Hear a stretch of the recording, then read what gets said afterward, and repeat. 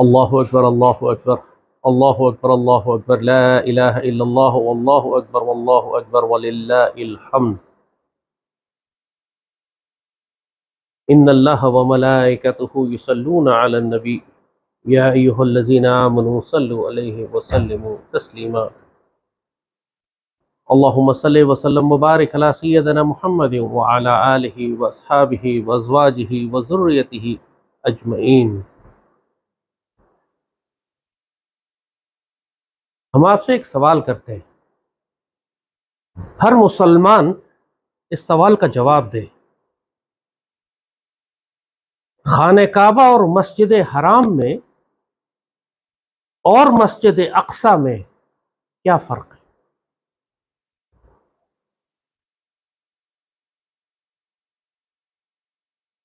حقیقت یہ ہے کہ مسجد حرام میں جہاں خانہ کعبہ ہے اور مسجد اقصی میں جہاں پر گنبد صخرہ ہے کوئی فرق نہیں ہے۔ مسلمانوں کے لیے ان کے مقام میں، ان کی منزلت میں، ان کی قدر میں، ان کی عزت میں، ان کے جلال میں، ان کے جمال میں کوئی فرق نہیں ہے۔ قرآن پاک میں جب اللہ مسجد اقصی کا ذکر فرماتا ہے تو مسجد حرام کے ساتھ کرتا ہے۔ سبحان الذی اسریٰ لیلا سبحان الذی اسریٰ بعبدہ لیلا من المسجد الحرام الی مسجد الاقصی۔ اللہ تعالیٰ اپنے بارے میں فرماتا ہے، پاک ہوئے وہ ذات جو اپنے بندے کو ایک رات میں لے کر گئی مسجد حرام سے مسجد اقصی تک۔ الذی بارکنا حولہ، پھر اللہ مسجد اقصی کا تعارف کرواتا ہے کہ جس کے اطراف میں، جس میں ہم نے برکت رکھی ہوئی ہے، جہاں ہم نے خیر رکھی ہوئی ہے، جہاں ہم نے اپنی برکتیں اور نشانیاں نازل فرمائی ہوئی ہیں۔ اللہ پھر یہی قرآن میں فرماتا ہے تاکہ لے کے گئے اپنے بندے کو تاکہ وہاں ہم اپنی نشانیاں دکھائیں۔ مجھے یہ بتاؤ کہ اگر آج خانہ کعبہ کے اوپر نعوذ باللہ یہودی قبضہ کر لے تو کیا تم اپنے گھروں میں سکون سے بیٹھے رہو گے؟ آج اگر نعوذ باللہ مسجد نبوی پہ یہودی قبضہ کر لے اور وہاں مسلمانوں کو نماز نہ پڑھنے دے اور وہاں آگ لگائیں تو کیا تم خاموشی سے اپنے گھروں میں بیٹھے رہو گے؟ آج اگر اللہ نہ کرے خانہ کعبہ پر اور مسجد نبوی پر یہودی قابض ہو جائیں اور ساری عرب دنیا ان کو قبول کر لے، ان کے اس قبضے کو، تو کیا تم بھی قبول کر لو گے؟ اگر ساری دنیا کے عرب اسلام چھوڑ دیں تو کیا تم بھی اسلام چھوڑ دو گے؟ کیا تم اس لیے مسلمان ہو کہ مصر، عراق، شام اور حجاز کے لوگ مسلمان ہیں، یا تم اس لیے مسلمان ہو کہ تم سیدی رسول اللہ کا کلمہ پڑھتے ہو؟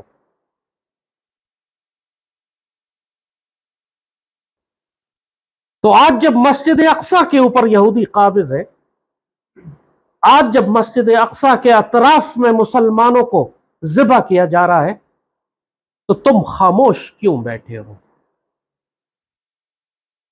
تمہارے تن بدن میں آگ کیوں نہیں لگی ہوئی؟ تمہاری زندگی حرام کیوں نہیں ہو گئی؟ تم اپنی زندگی کی خوشیوں میں، اپنی تجارتوں میں، اپنے کاروبار میں، اپنے بیوی بچوں میں، اپنی اولاد میں، اپنے مال و دولت میں گم کیسے ہو؟ تمہاری آنکھوں سے آنسو کیوں نہیں نکلتے؟ تمہارا مال اس راستے میں خرچ کیوں نہیں ہوتا؟ تمہاری زبانیں جو ہر خرافات پر تیز تیز چلتی تھی یہاں پر یہودیوں کے خلاف خاموش کیوں ہے؟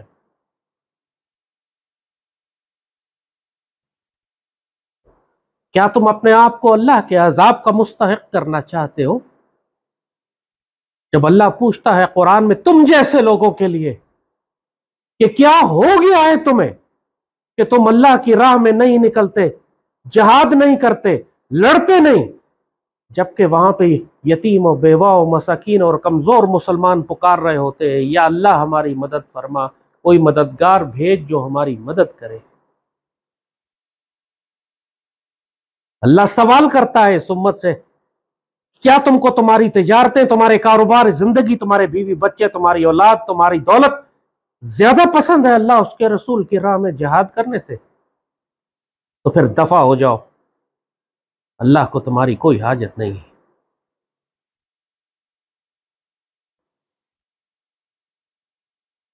اللہ سوال کرتا ہے، قرآن میں لفظ استعمال ہوا ہے اساقل تم فی الارض، کیا تم زمین سے چپکے رہ جاتے ہو؟ زمین سے چپک کے کیوں بیٹھ جاتے ہو؟ ہلتے کیوں نہیں ہو؟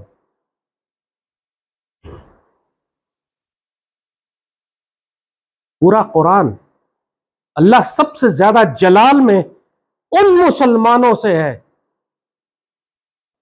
کہ جو جہاد کے وقت زمین سے چپ کے بیٹھے رہ جاتے ہیں۔ پورا قرآن بھرا ہوا ہے جاہدوا باموالکم وانفسکم سے، جہاد کرو اپنی جانوں، اپنے مال اور اپنے تمام وسائل سے جو تمہیں دیے گئے۔ لبیک کرو، کہو ان کی پکار پر، ان مظلوموں کی پکار پر کہ جن کو زمین میں صرف اس لیے قتل کیا جا رہا ہے کہ وہ کہتے ہیں کہ اللہ ہمارا رب ہے۔ سیدی رسول اللہ نے اہل فلسطین کے لیے تو پہلے ہی خوشخبریاں اور جنت کی بشارتیں عطا فرمائی ہوئی ہیں۔ بڑی واضح حدیث شریف میں سیدی رسول اللہ نے اس جماعت کا ذکر فرمایا کہ جس کو اللہ نے اپنے خاص رحمت اور کرم اور فضل میں رکھا ہے، اور وہ قیامت تک اسی حال میں رہیں گے۔ تو صحابہ نے پوچھا سیدی رسول اللہ وہ ہمیں کہاں ملیں گے؟ تو آپ نے فرمایا جس کا مفہوم ہے کہ تمہیں وہ بیت المقدس کے اطراف میں ملیں گے۔ اور آج غزہ کے مسلمانوں کی شہادتیں اور قربانیاں دیکھ کر کیا تم لوگوں کو قرون اولیٰ کے مسلمانوں کی قربانیاں اور شہادتیں یاد نہیں آتی؟ تمہاری 40 سالہ زندگی کے حج، نمازیں، عمرے، روزے اور صدقے ایک طرف، اور غزہ کے مسلمانوں کی ایک رات ایک طرف جو وہ اسرائیلی بمباری کے نیچے گزارتے ہیں، اور اس کے بعد صبح اٹھ کر کہتے ہیں واللہ ہم مسجد اقصی یہودیوں کو نہیں دیں گے، جو اس طوفان الاقصی میں سیدی رسول اللہ کی امت کی حفاظت کر رہے ہیں۔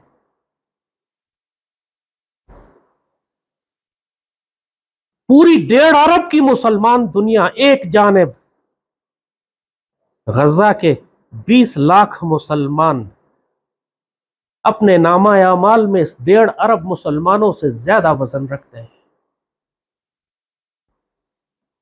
پوری امت کا کفارہ ادا کر رہے ہیں، میری اور تمہاری جانب سے، اس امت مرحوم کی جانب سے، ان کی بے شرم اور بے غیرت قیادت کی جانب سے۔ یاد رکھو وہ فاطمہ بنت عبداللہ جو جنگ طرابلس میں ترکوں کی جانب سے اطالیوں کے خلاف لڑتے ہوئے شہید ہوئی، تو بابا اقبال نے اس کے اوپر شعر فرمایا تھا فاطمہ تو آبرو امت مرحوم ہے، فاطمہ تو آبرو امت مرحوم ہے، ذرہ ذرہ تیری مشت خاک کا معصوم ہے۔ اور آج غزہ میں روزانہ ہزاروں فاطمائیں شہید ہو رہی ہیں، زخمی ہو رہی ہیں، گھروں سے نکالی جا رہی ہیں، جو آبرو امت مرحوم ہے، جن کا ذرہ ذرہ مشت خاک کا معصوم ہے۔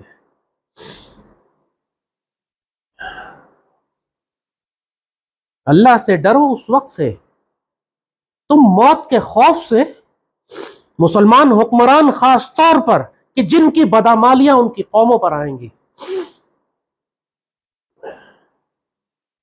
جب ہلاکو خان ایک کے بعد ایک تمام مسلمان سلطنتوں کو ایشیا وسطی سے تباہ و برباد کر کے کھوپڑیوں کے مینار بنا رہا تھا، تو اس وقت بغداد کا خلیفہ کہتا ہے کہ ہم امن پسند ہیں، ہم چنگیز خان اور ہلاکو خان کی فوجوں کے ساتھ امن مذاکرات کریں گے، امن سے رہیں گے، ہمیں جنگ سے کیا لینا دینا، یہ تہذیب و ثقافت و علم کا مرکز ہے بغداد، یہاں مدینۃ الحکمت ہے، جہاں پوری دنیا کی کتابیں جمع ہیں، جہاں کتابیں لکھی جاتی ہیں، علم و فنون کا مرکز ہے۔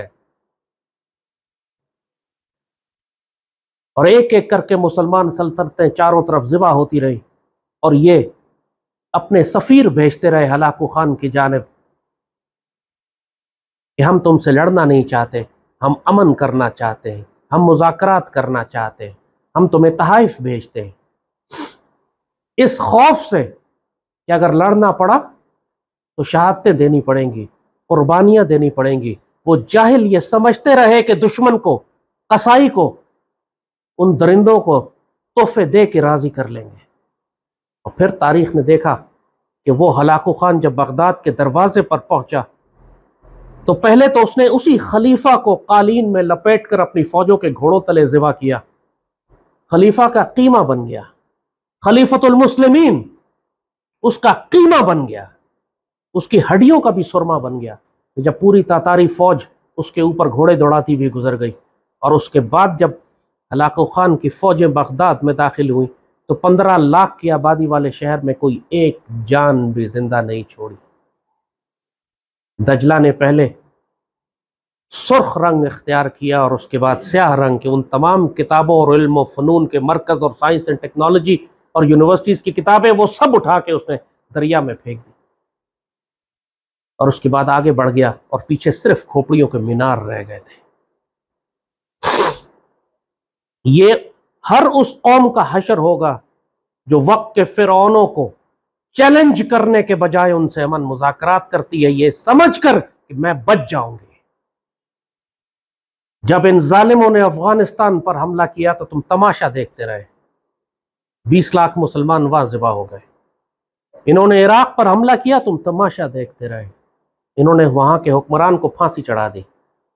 انہوں نے شام پر حملہ کیا، لاکھوں مسلمان ذبح کیے، لاکھوں کروڑوں کو ہجرت پہ مجبور کیا، تم تماشا دیکھتے رہے کہ میرا مسئلہ نہیں ہے، یہ دور کا معاملہ ہے۔ انہوں نے لیبیا پہ حملہ کیا، اس کو تباہ و برباد کر کے رکھ دیا، لاکھوں مسلمان قتل کیے، حکمران کو اس کے سولی چڑھایا، تم تماشا دیکھتے رہے۔ انہوں نے یمن پر حملہ کیا، اس کو کھنڈر بنا دیا، لاکھوں مسلمان بھوکے پیاسے مر گئے، قتل کر دیے گئے، تم تماشا دیکھتے رہے۔ تمہارے خیال میں مکافات عمل نہیں ہوگا؟ تمہارے خیال میں اللہ تمہارے لیے ہلاکو خان تیار نہیں کر رہا؟ تمہارے خیال میں تم یہی بغیرتی دکھاتے رہو گے ہمیشہ اور تمہیں کچھ بھی نہیں ہوگا؟ پوری مسلمان دنیا میں لاکھوں کی تعداد میں لوگ سڑکوں پر ہیں سوائے پاکستان کے، کیوں؟ ساری سیاسی جماعتیں جو حکمرانی حق سمجھتی ہیں اس پاکستان کا، آج ان سب پر فالج گرا ہوا ہے۔ بغیرتی اور بے شرمی کی آخری حدیں بھی یہ حکومت، یہ ریاست، یہ قوم، یہ اشرافیہ، یہ علماء پار کر چکے ہیں، اور یہ عوام جس کو کوئی فرق ہی نہیں پڑتا۔ مگر تمہارا کیا خیال ہے کہ اللہ نوٹ نہیں کر رہا؟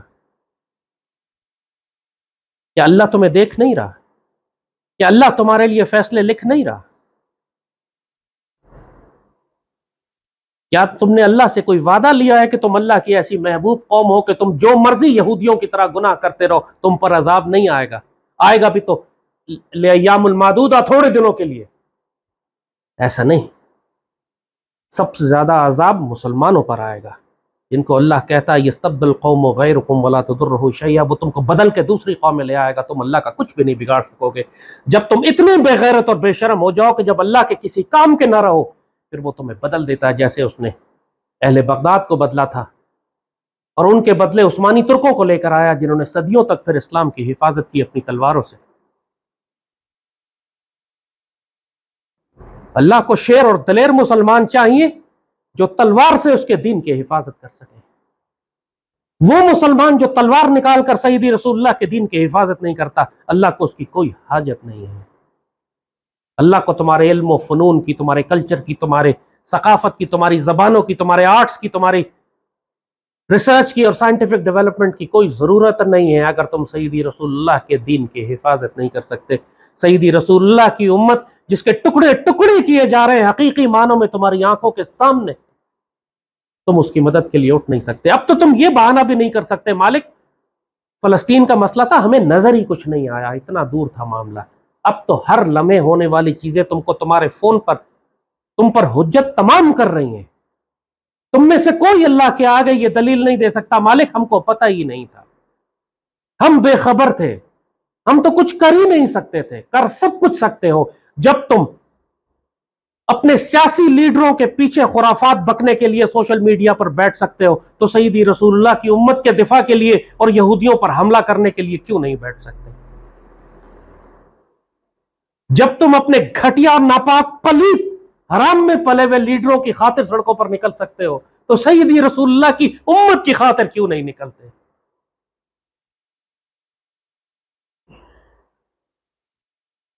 ایک ایک بچہ وہاں پوچھ رہا ہے امت سے، بے ای ذنب قتلت، مجھے کس جرم میں قتل کیا، میں نے کیا کیا تھا؟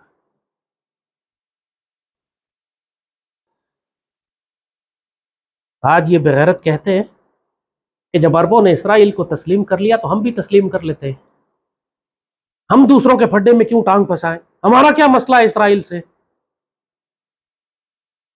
انہوں نے آج پورے یورپ اور امریکہ میں قانون بنا دیا ہے کہ جس نے فلسطین کا جھنڈا اٹھایا اس کو 10 سال جیل ہوگی، 5 سال جیل ہوگی. اور یہ بغیرتی صرف ہمارے ملک میں ہے کہ جہاں پر بڑے بڑے دانشور، بڑے بڑے علماء، بڑے بڑے میڈیا اینکر، اینالسٹ، حکمران، سیاستدان قوم کو یہ سمجھا رہے ہیں کہ اسرائیل کو تسلیم کر لو، فلسطینیوں کو ذبح ہونے دو. دہشت گرد تو مسلمان ہیں، دہشت گرد تو فلسطینی ہیں. اس ریاست پر، مسجد اقصی پر، بیت المقدس شریف پر حق یہودیوں کا ہے.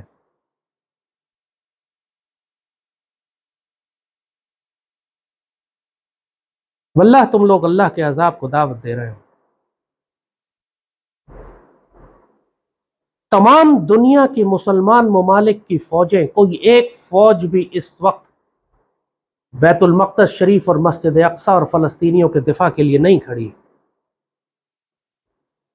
اس وقت سیدی رسول اللہ کی امت کی حفاظت وہ مسلمان مسلح گروہ کر رہے ہیں جن کو آپ غیر ریاستی گروہ کہتے ہیں، وہ مجاہدین کر رہے ہیں جن کا کسی ریاست سے کوئی تعلق نہیں ہے. کچھ ملکوں نے ان کو اسلحہ تھوڑا سا دے دیا، لیکن قربانی تو وہ مجاہدین خود دے رہے ہیں، لڑ تو وہ خود رہے، بیوی اور بچے تو وہ اپنے قربان کر رہے ہیں، گھروں کو مسمار تو وہ اپنے کروا رہے ہیں. کسی مسلمان ملک کے اندر وہ تباہی نہیں مچ رہی. غزہ تو کوئی ملک بھی نہیں ہے، وہ تو کوئی شہر بھی نہیں ہے، وہ تو صرف ایک مہاجرین کی بستی ہے، مہاجر کیمپ ہے. ان تمام فلسطینیوں کا جن کو ان کے گھروں سے دھکا دے کر نکالا گیا پورے فلسطین سے، اور ان کو دھکا دیتے دیتے اس طرح بند کر دیا غزہ میں جیسے بھینسوں اور بکریوں کو باڑے میں بند کیا جاتا ہے، اور اس کے چاروں طرف سنگلاخ تاریں اور لوہے کے سریے اور دیواریں کھڑی کر دی گئیں. پوری دنیا کا سب سے بڑا اوپن ایئر پرزن ہے وہ، جس سے باہر نکلنے کے صرف 2-3 راستے ہیں جو یہودیوں کی بستیوں میں جاتے ہیں، اور ایک راستہ ہے کہ جو مصر میں نکلتا ہے، اور باقی سمندر ہے جہاں پر یہودیوں نے اپنے جہاز کھڑے کیے ہوئے ہیں. آپ سمندر کے راستے بھی ان تک امداد نہیں پہنچا سکتے اگر کوئی اپنے طور پر جانا چاہے. یاد ہے وہ ترکی کا جہاز ماوی مرمرہ جب گیا تھا امداد لے کر، وہ سویلین جہاز تھا، یہودیوں نے اس کو راستے میں روک کر تباہ کیا، لوگوں کو شہید کیا، جہاز کو ضبط کیا، فلسطین نہ پہنچنے دیا. صرف وہی جہاز فلسطین پہنچ سکتا ہے جس کے پیچھے مسلمان ریاست کھڑی ہو، طاقتور ریاستیں کھڑی ہوں. آج مسلمان فوجوں کی تعداد گنو تو تمام 57 مسلمان ممالک کی افواج کی تعداد 25-30 لاکھ مسلح اس وقت ہوں گے، اور فلسطین کے 25,000 جانباز اسرائیل کی 10 لاکھ فوج کے خلاف لڑ رہے ہیں. تمام دنیا کے ایٹمی ہتھیار اور حتیٰ کہ امریکہ کا بحری بیڑا تک اس کی مدد کو پہنچ چکا ہے، اور مسلمان دنیا صرف ان کے جنازے اٹھانے کی تصویریں دیکھ رہی ہے، صرف ان کے بچوں کے ٹکڑے اڑنے کی ویڈیوز دیکھ رہی ہے.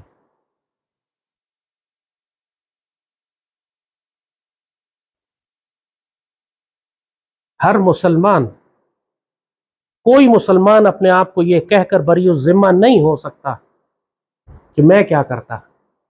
سوشل میڈیا تو ہے تمہارے پاس، یوٹیوب تو ہے تمہارے پاس، واٹس ایپ تو ہے تمہارے پاس. ہر شخص کسی نہ کسی کو جانتا ہے، کسی حکمران کو جانتا ہے، کسی عالم کو جانتا ہے، کسی اہل رائے کو جانتا ہے، کسی تجزیہ کار کو جانتا ہے، کوئی دوستوں کا حلقہ ہے، کوئی طلباء کو جانتا ہے. حضرت ابراہیم علیہ السلام کی جب آگ جلائی گئی نا، وہ آگ اتنی تیز بھڑک رہی تھی کہ میلوں تک کوئی اس کے قریب نہیں جا سکتا تھا۔ ابراہیم علیہ السلام کو اس میں پھینکا جانا تھا۔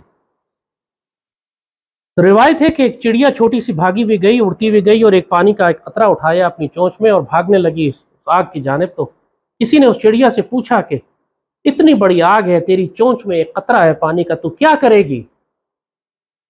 وہ چڑیا بولی مجھے معلوم ہے کہ اس قطرے سے وہ آگ نہیں بجھے گی، لیکن جب اللہ کے یہاں نام لکھا جائے گا ان کا کہ جنہوں نے اس آگ کو بجھانے کی کوشش کی، تو اس میں میرا نام بھی لکھا۔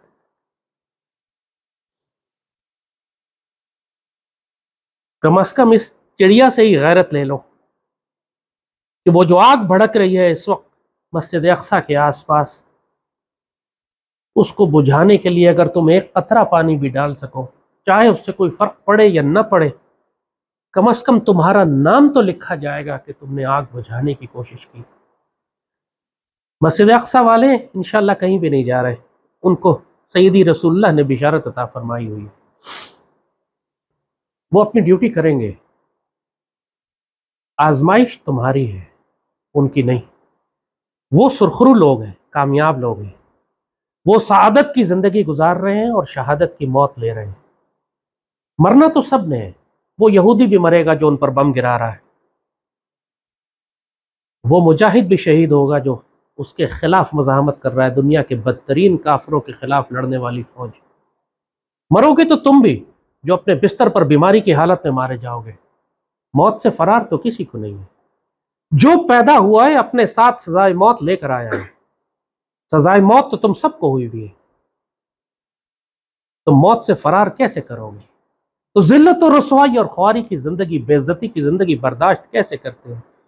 سلطان صلاح الدین ایوبی فرماتے تھے کہ میں کیسے اچھا کھانا کھاؤں، کیسے ٹھنڈا پانی پیوں، کیسا اچھا لباس پہنوں جب بیت المقدس شریف عیسائیوں کے قبضے میں ہے۔ تھوڑی شرم کر لو یار، اپنے بچوں پہ رحم کر لو، کیونکہ جو آج فلسطین کے بچوں کے ساتھ ہو رہا ہے کل تمہارے بچوں کے ساتھ ہوگا، کیونکہ اللہ کا مکافات عمل بہت سخت ہوتا ہے۔ تمہارے لیے اس نے نریندر مودی اور یوگی کو تیار رکھا ہوا ہے، کسی بھی لمحے تمہاری آزمائش بھی شروع ہو جائے گی۔ تمام دنیا کی مسلمان فوجیں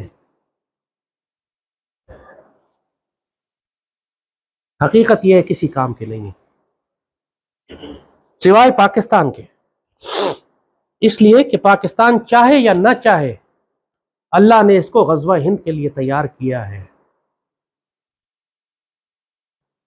پاکستانیوں سے تو اللہ غزوہ ہند کی ڈیوٹی لے گا، ان کو مشرکوں کے خلاف لڑنا پڑے گا، مگر باقی 56 مسلمان ممالک کی فوجیں کسی کام کی نہیں ہیں اگر وہ آج مسجد اقصیٰ کی حفاظت نہیں کر سکتے۔ پاکستانی بھی گناہ گار ہے، پاک فوج بھی گناہ گار ہے، مگر پاک فوج سے اللہ کفارہ لے گا غزوہ ہند میں۔ ان کو بہت بھاری قربانیاں دینی پڑیں گی اپنے ان تمام گناہوں کا کفارہ جو یہ ماضی میں کرتے آئے ہیں۔ اللہ اس فوج کو پاک کرے گا، اس کا خون بہا کے۔ لیکن جس طرح اللہ نے ماضی میں اس فوج سے کام لیا تھا اسرائیلیوں کو مار کے گرانے کا، اسرائیلیوں کے خلاف لڑنے کا، اللہ کرے کہ آج ان کو توفیق ہو کہ آج جا کے یہ فلسطین کے مسلمانوں کی اسی طرح مدد کرے جیسے ماضی میں ہم کرتے رہے ہیں۔ جہاں اسرائیل کو موقع ملتا ہے وہ تو پاکستان پر حملہ کرتا ہے، اسرائیل تو 10 دفعہ آ چکا ہے پاکستان پر حملہ کرنے کے لیے، آج بھی اسرائیلی کشمیر میں بیٹھے ہوئے ہیں پاکستان کے خلاف۔ جب وہ کھلا دشمن ہے، ہمارے مشرک دشمنوں کے ساتھ مل کر پاکستان پر حملے کرتا ہے، تو ہم کو کس کی بد دعا لگی ہے کہ ہم اس دشمن کو اس کے گھر میں جا کے نہیں مارتے؟ ہم پاکستان کے حکمرانوں اور مسلح افواج سے کہیں گے کہ اگر خانہ کعبہ پر یہودی قبضہ کر لیتے تو تم کیسے گھر بیٹھتے؟ مسجد نبوی پر یہودی قبضہ کر لیتے تم کیسے گھر بیٹھتے؟ مسجد اقصیٰ پر یہودیوں کا قبضہ ہے اور فلسطینیوں کو ذبح کر رہے ہیں، تم کیسے گھر بیٹھے ہوئے ہو؟ تم کس بات کی شرم کرتے ہو؟ اگر خفیہ طور پر تم کوئی مدد کر بھی رہے ہو تو خفیہ کیوں کر رہے ہو؟ کھل کے کرو۔ کیونکہ یہودی کھل کر ہمارے خلاف لڑتا ہے.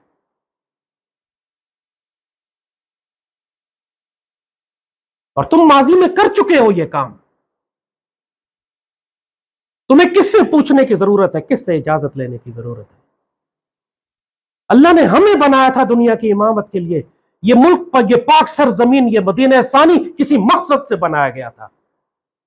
قائد اعظم نے اس وقت لاکھوں رائفلیں خرید کر عربوں کو بھجوائی تھیں یہودیوں کے خلاف لڑنے کے لیے. اس وقت تو یہ نہیں فرمایا قائد اعظم نے کہ ہمارے پاس وسائل نہیں ہیں, دنیا کیا کہے گی. قائد اعظم نے اس وقت سپاہی بھجوائے انڈونیشیا کی آزادی کے لیے. یہ تو نہیں فرمایا کہ ہمارے پاس کچھ نہیں ہے, ہم کیا کریں. ہالینڈ کے جہاز جب کراچی اترے تیل بھرنے کے لیے, جن میں اسلحہ لدا ہوا تھا مجاہدین کے خلاف لڑنے کے لیے, قائد اعظم نے وہ جہاز ضبط کر لیے اسلحہ سمیت. اس وقت تو پاکستان کے پاس کوئی سیاسی طاقت بھی نہیں تھی, کوئی پاکستان کے پاس مسلح افواج نہیں تھی, لیکن جرأت کردار تھی, قائد اعظم تھے. آج ہم کیوں نہیں کر سکتے؟ آج تو اللہ نے تم کو ایٹمی طاقت بنایا ہوا ہے.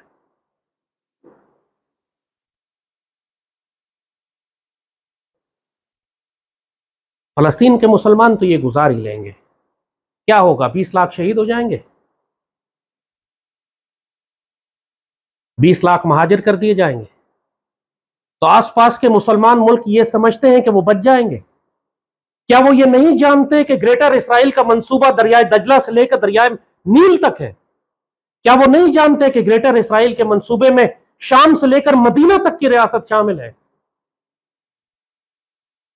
چاہے سعودی عرب ہو یا خلیج کی ریاستیں ہوں, عراق ہو, شام ہو, ترکی ہو, مصر ہو, کوئی مسلمان ملک پھر نہیں بچے گا. ان تمام مسلمان ملکوں کا دفاع کرنے والے وہ فلسطینی جانباز ہیں جو اس وقت طوفان الاقصی میں یہودیوں کو ذلیل و خوار اور رسوا کر رہے ہیں, جنہوں نے پوری یہودی ریاست کو گھٹنوں پر بٹھا دیا ہے. لیکن اگر یہ مسلمان, کیونکہ یہ بہت زیادہ عرصہ مزاحمت نہیں کر سکیں گے, پوری دنیا کی طاقتیں ان کے خلاف ہیں, پوری دنیا کے وسائل ان کے خلاف ہیں. لیکن اگر یہ مسلمان, یہ مجاہدین مٹ گئے, جیسے خوارزم شاہ کی ریاست جب ختم ہوئی, جب خوارزم شاہ کے مجاہدین ختم ہوئے, اس کے بعد ہلاکو خان اور بغداد کے درمیان کوئی اور طاقت کھڑی بھی نہیں تھی. سب سے بڑی رکاوٹ چنگیز خان اور ہلاکو خان کے راستے میں خوارزم شاہ تھا. اس وقت پوری مسلمان دنیا کی تباہی کے راستے میں فلسطینی مجاہد کھڑے ہوئے ہیں, جو کہ کسی ملک کی نمائندگی بھی نہیں کرتے, غیر ریاستی مسلح مجاہد ہیں.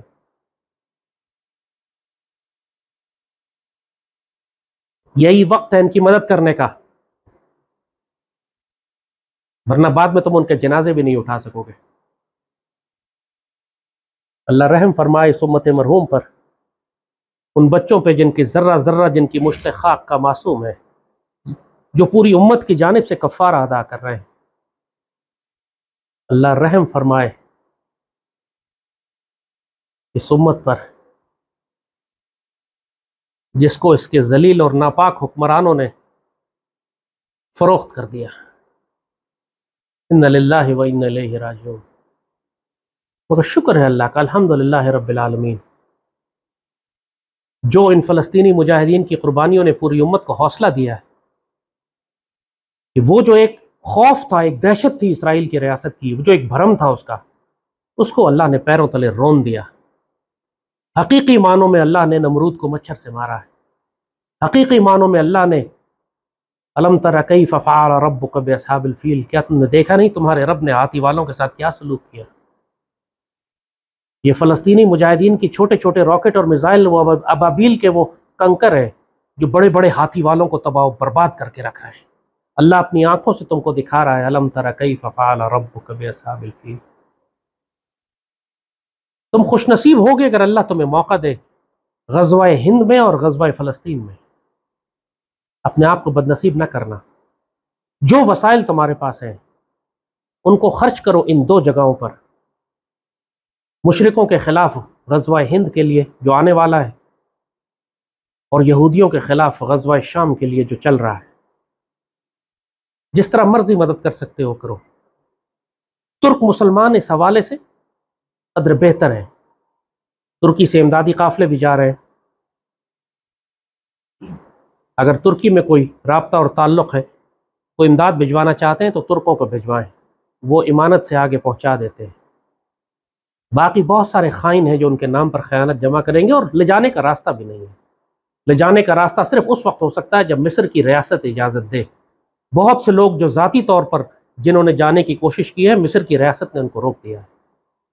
لیکن صرف اگر ایک ریاست دوسری ریاست سے بات کرے، ترکی نے مصر سے بات کی ہے، ایران نے مصر سے بات کی ہے، اردن نے مصر سے بات کی ہے، اور ریاستی سطح پر وہ اس سے راستہ مانگ رہے ہیں کہ ہمیں راستہ دو تو ہم غزہ کے اندر امداد لے جا سکیں، تو آپ نے اگر کسی ریاست کی یا تو پاک فضائیہ لے کے جائے، پاک فوج لے کے جائے تو پاک فوج کو دو، ورنہ پھر ترک فوج کو دینا، وہ لے جائیں گے۔ اور اپنی دعاؤں میں کو یاد رکھنا، کم از کم وہ چڑیا بن جاؤ کہ جو اپنی چونچ میں اس آگ کو بجھانے کے لیے پانی کا قطرہ لے کے جاتی ہے۔ آگ تو شاید نہیں بجھے گی، لیکن تم سرخرو ہو جاؤ گے اللہ کے ہاں، اور جب اس قوم پر عذاب آئے گا تو وہ عذاب تمہارے لیے نہیں ہوگا، کہ اللہ جانتا ہے کہ کس نے سیدی رسول اللہ کے دین کی حفاظت کے لیے پانی کا قطرہ لے کر آگ بجھانے کی کوشش کی۔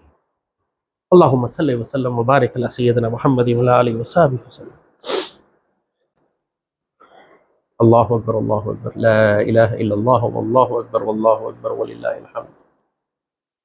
اللہم صلی وسلم وبارک علی سیدنا محمد وعلی آلہ وصحبہ وسلم۔ ربنا لا تؤاخذنا ان نسینا واخطأنا ولا تحمل علينا إصرا كما حملته على الذين من قبلنا ربنا ولا تحملنا ما لا طاقة لنا به واعف عنا واغفر لنا وارحمنا أنت مولانا فانصرنا على القوم الكافرين۔ یا ذو الجلال والاکرام، یا عزیز، یا قہار، یا جبار، یا ذو الانتقام، اللہم ارزقنا غزوة الہند وفتح الدہلی، اللہم ارزقنا غزوة الشام وفتح القدس، اللہم اجعلنا ممن نصر دین سیدنا محمد صلی اللہ علیہ وسلم ولا تجعلنا ممن خزی دین سیدنا محمد صلی اللہ علیہ وسلم۔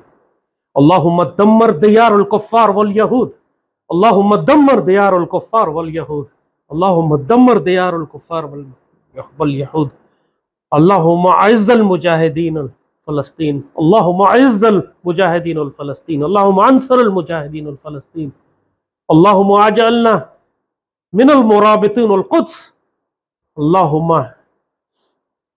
اجعلنا من سیوف اللہ و سیوف الرسول، اللہم اجعلنا من اسود اللہ و اسود الرسول، یا ربی نحن مغلوبا فانصرنا فانتصر، ادخلنا مدخل صدق واخرجنا مخرج صدق واجعل لنا من لدنك سلطانا نصيرا، وجاء الحق وزهق الباطل ان الباطل كان زهوقا، عليك توكلنا ربي، سمعنا منادي ينادي للإيمان أن آمنوا ربنا ربكم فآمنا، يا ربي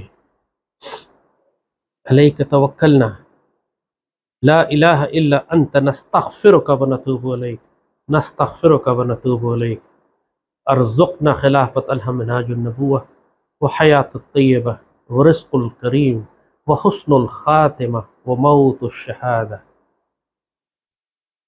لا إله إلا أنت نستغفرك ونتوب إليك، تقبل منا يا ربي، تقبل منا يا ربي، تقبل منا يا ربي، صلی اللہ تعالی علی خیر خلقہ نور عرشہ زینت فرشہ سیدنا محمد وعلی